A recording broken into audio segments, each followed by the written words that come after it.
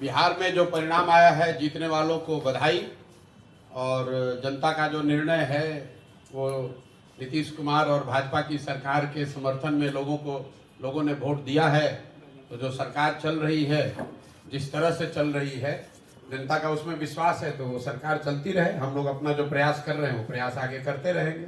आप चारों सीटों जन सुराज और जन सुराज अभियान दोनों को दो तरीके से देखिए। जन सुराज अभियान जो है उसको बिहार में स्थापित करने में, बिहार के घर घर पहुंचाने में 2 बरस का समय लगा है। बहुत लोगों ने जब अभियान की शुरुआत हुई तो ये कहा कि बिहार में तो कोई इसकी जगह ही नहीं है, कोई इसको मानेगा नहीं, कोई सुनेगा नहीं। लेकिन बिहार के एक बड़े जनमानस में आज जन सुराज की बात को लेकर, जन सुराज की परिकल्पना को लेकर, बिहार में बदलाव को लेकर एक सकारात्मक सोच बनी है।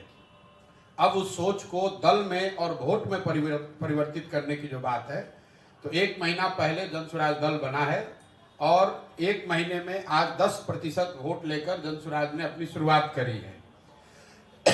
आपको जस्ट कॉन्टेक्स्ट के लिए बता दूं, मैं ये नहीं कह रहा हूं कि 10% वोट बहुत बड़ा वोट होता है, लेकिन बिहार में भाजपा यहाँ देश की सबसे बड़ी पार्टी है, उसको 21% वोट है। पिछले विधानसभा में भाजपा को 19.60% वोट था। राजद को 20% वोट मिला है, जदयू को 11% वोट मिला है, जन सुराज को 10% वोट मिला है। और इससे बहुत बेहतर हो सकता था, लेकिन जन सुराज दल 1 महीना पुराना है, सिंबल 10 दिन पुराना है, कैंडिडेट नए हैं और उन क्षेत्रों में चुनाव हुआ है जहां पर जन सुराज की पदयात्रा नहीं हुई है, जन सुराज पार्टी का कोई संगठन नहीं है। ये कोई एक्सक्यूज नहीं है, इससे बहुत बढ़िया प्रदर्शन हो सकता था, लेकिन जो है इसको देखेंगे और इससे और बेहतर कैसे करना है उसके लिए पूरी तरीके से प्रतिबद्ध हैं।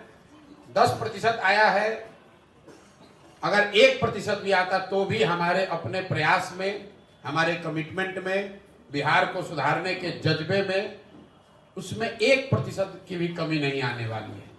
बात है हमारे, अभी तो आपने कहा हमारा कोई कुछ जलवा ही नहीं है, अभी आप कह रहे हैं कि हमारे चलते दो सीट पे हार गया। ये आरजेडी वाले हारने के बाद, ये 30 साल पुरानी पार्टी है, हर जगह हारे हैं। हारने के बाद अब दोषारोपण दूसरे पर करेंगे। मेरे भाई, आप बेलागंज का बूथ वाइज सीट निकाल कर देख लीजिए वोट। वहां के मुसलमानों ने, बेलागंज के मुसलमानों ने जदयू को, भाजपा को वोट दिया है। और मैं आपके माध्यम से बिल्कुल ये क्लियर कर दे रहा चाहता हूं, बेलागंज के मुसलमानों ने जन सुराज को वोट नहीं दिया है। उन्होंने सबसे ज्यादा वोट वहां पर जदयू भाजपा के उम्मीदवार को दिया है। आप बूथ वाइज जो बेलागंज के बड़े मुस्लिम गांव हैं वहां पर जो वोट पड़ा है उसको निकाल कर देख लीजिए। तो अगर राजद वाले ये कह रहे हैं, अगर हम लोग इमामगंज में चुनाव नहीं लड़ते तो मांझी जी को जो 55,000 वोट मिला है, एनडीए के कैंडिडेट को सबसे कम वोट कहां मिला है? इमामगंज में।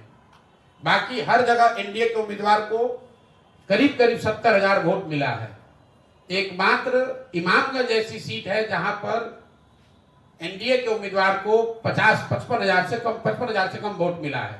तो हम लोग का अपना आकलन यह है कि जो वोट जनसुराज को इमामगंज में मिला है उसका 2/3 हिस्सा वो था जो मांझी जी को वोट मिल सकता था। कुछ हिस्सा जरूर राजद का आया होगा। अगर इमामगंज में हम लोग नहीं लड़ते तो राजद वहां और बड़े अंतर से हारती, कम से कम 25-30 हजार से हारते ये लोग।